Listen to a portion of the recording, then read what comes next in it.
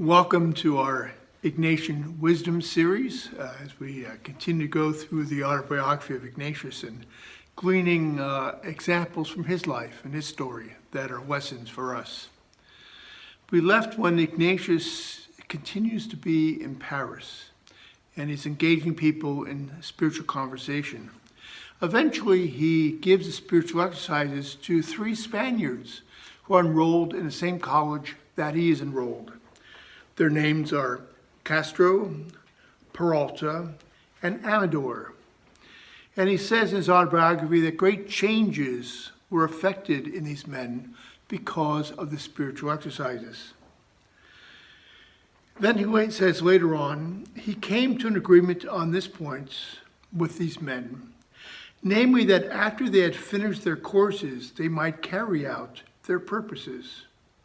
But however, the bachelor Castro later went to Spain, preached in Burgos for a time, and became a Carthusian in Valencia.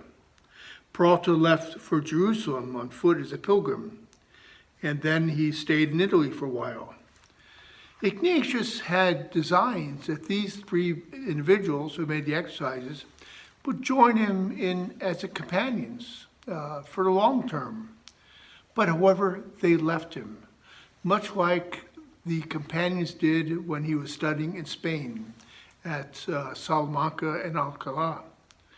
Ignatius must have been disappointed because he had designs that these men hopefully would continue with him to form some sort of company, some sort of companionship as they preached and ministered to others. But they did not. Ignatius reflects on this and says, I must pay attention to people in terms of their needs and also be more attentive to their formation, their spiritual formation. And we can't rush that, but must lay a very firm foundation before people can permanently commit themselves to a particular mission or a particular way of life.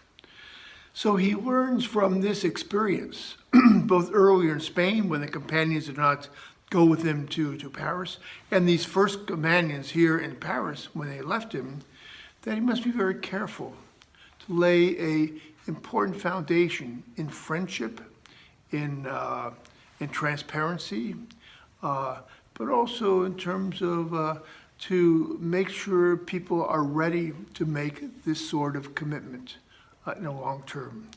That affects how he looks on formation of Jesuits later on in his life, and also in terms of vows and what those mean. So when Ignatius does, later on, a couple years from now, track other first companions, namely Xavier, Pierre Favre, and others in Paris, he's much more careful to lay that foundation of friendship first before something permanent begins to happen. Not to rush the process, but allow the Spirit to work in people. And Ignatius learns a great deal about permanence and about one's promises and vows. So thank you very much for listening to our Ignatian Wisdom for today.